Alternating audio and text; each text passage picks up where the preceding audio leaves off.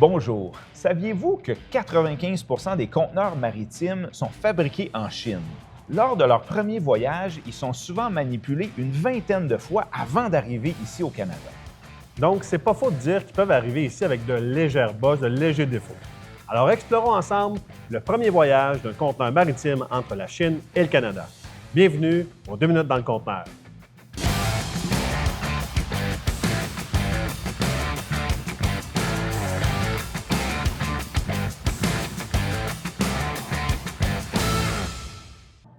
Alors Pierre-Jean, tu as eu le privilège d'aller visiter une usine qui fabrique des conteneurs directement en Chine. Est-ce que tu pourrais nous parler un petit peu du processus, là, comment ça se passe de là-bas à ici?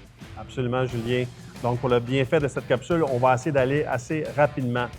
Dès la sortie de l'usine, le conteneur est manipulé. Il est mis dans la cour, là-bas. Il doit subir une inspection. Par la suite, il est mis dans une pile. De la pile sur une barge pour aller dans un port. De là, il est mis sur un camion pour aller chez un premier fournisseur où il va être rempli de matériel.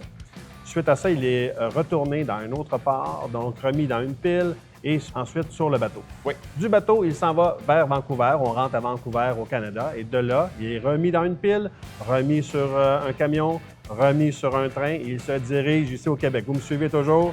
Rendu au Québec, il est remis dans une pile, Oui. remis sur un camion et dirigé vers le client final où il est déchargé finalement. De là, il est retourné ici, chez nous, chez Conteneur Expert, où on le reprend et on le remet dans une pile. Donc, comme on disait tantôt, une vingtaine de fois, le conteneur a été manipulé.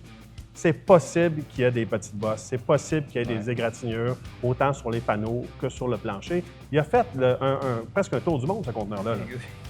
Donc, c'est pour ça qu'on vous dit souvent, et on vous le dit et on va vous le redire, venez voir le conteneur, venez le choisir vous-même, soit ici, soit chez votre fournisseur local. C'est important de se déplacer et d'aller le voir.